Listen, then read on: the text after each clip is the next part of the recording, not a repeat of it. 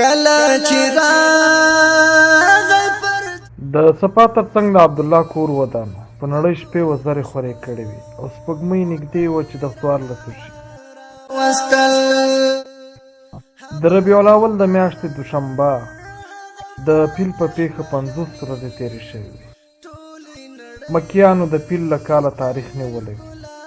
د دې پخوا یې د قریشو د مشر کعب د مړینې له ورځې تاریخ پیل کړی و.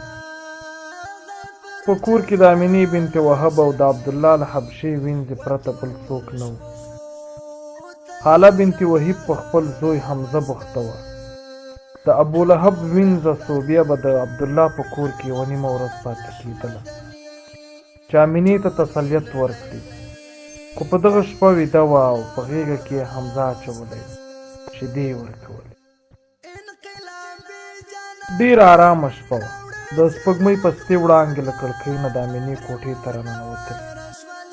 ګمان کېده چې کوم پوست لاس دی په نړۍ یې راکاږي او د مینې او مهربانۍ ولولې راویښوي. د امینې روح د مشکو له خوشبو نه ډک شوی و. هغه نه پوهېده چې دغه خوږ بوی د هغو عودو دی چې وینځې یې په اور ایښي وو او که له اسمانونو څخه راکوزي. په کوټه کې د رحمت خوږې وږمې وچلېدې. داسې نرم غږ یې کاوه ګوندې ملایکې تسبیحات وایي. د وینځې امینې ته پام شو. امینه ډېره ارامه ده. که څه هم خپل ماشوم یې زېږاوه. وینځه ووېرېده چې ډېر ژر به ماشوم یوازې وزېږوي او دنیا به په چیغو سر واخلي. له کور یې غلې ووتله. د عبدالرحمن بن عوف په مور الشفا پسې ورغله څو د دغه یتیم ماشوم پالنه وکړي چې لږه شېبه وروسته به یې امینه وزېږوي.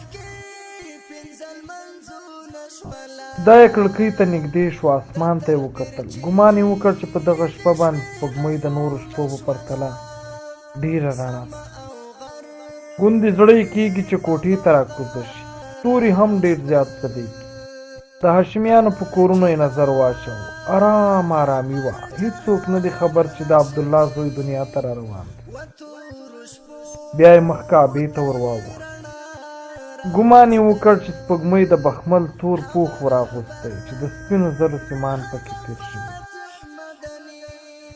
امینه پر کاله شوه. یو غږ یې واورېده چې په ماشوم د محمد نوم کېږده. سترګې یې وغړولې. احساس یې کړه چې دا نوم یې په زړه کې وکیندل شو.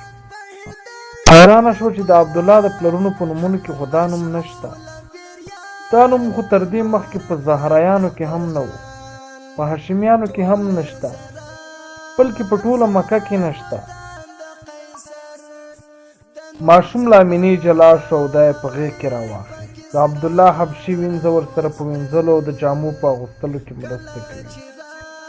د دواړو زړونه له رحمت او رڼا نه ډک شو او ماشوم ته په ټوله مینه ورګوري. ډېر ارام و. هېڅ یې ونه ژړل. په ښکلي وړوکي مخ یې داسې نور و چې زړونه او نفسونه یې ځان ته راښکوي. ماشوم یې د امینې خوا ته راوړ. امینې ورته په درزېدلي زړه چې مینه ترې راڅڅېدله وکتل. ویې انګېرله چې ټوله نړۍ له رڼا ډکه شوې ده.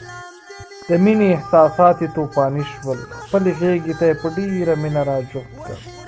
ورټیټه شوه او په وړوکي مخ یې داسې ښکل کړ چې ټوله نړۍ یې ښکل کړه. سترګې یې له اوښکو ډکې شوې.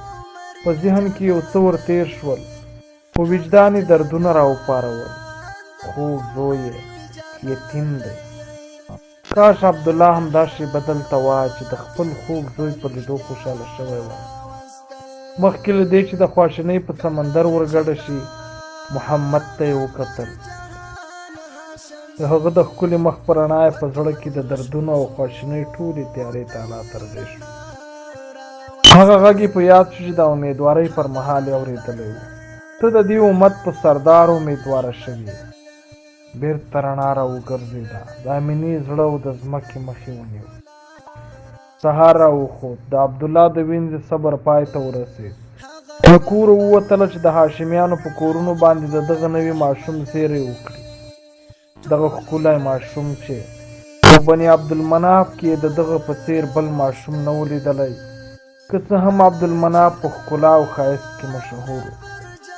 د عبدالمطلب کور ته ورغله، دروازه یې وټکوله.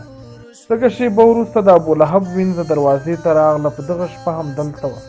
حمزه ته یې شیدې ورکولې. دا چې د حبشې وینځې نظر پرې ولګېد، ویې ویل د عبدالله زوی شوی او د رڼا په څېر ښکلی دی. وینځه عبدالمطلب ته ورغله. صوبې د ابولهب کور ته منډې کړې. غواړي چې دغه خوږ زیری خپل مشر ته تر هر چا مخکې ورکړي. هغه پوهېده چې ابولهب له عبدالله سره څومره مینه لرله. د عبدالله وینځه عبدالمطلب ته ورغله. په خوشحالۍ یې ورغږ کړ، زوی دې پیدا شوی. عبدالمطلب په ګړندیو ګامو د امینې کور ته روان شو.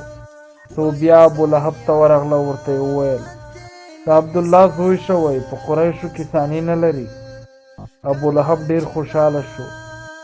که ورور یې له دې نړۍ نه راتلونکي سفر لاړ، نو زوی خو یې پیدا شو چې نوم یې وساتي. ابولهب دومره خوشحاله شو چې صوبې ته یې وویل ځه ته ازاد یې. د ماشوم لومړی برکت په داسې وخت کې څرګند شو چې تر زېږېدو یې ایله څو ساعتونه اوښتي. صوبیه د ابولهب کور ته وینځه ننوتله او بېرته ترې ازاده راووتله. دا نو د انسان د ازادۍ د پیلامې لومړی اعلان. اللهم صل على محمد وعلى آل محمد كما صليت على إبراهيم وعلى آل إبراهيم إنك حميد مجيد. سما او غر په غوغا راوستل، کله چې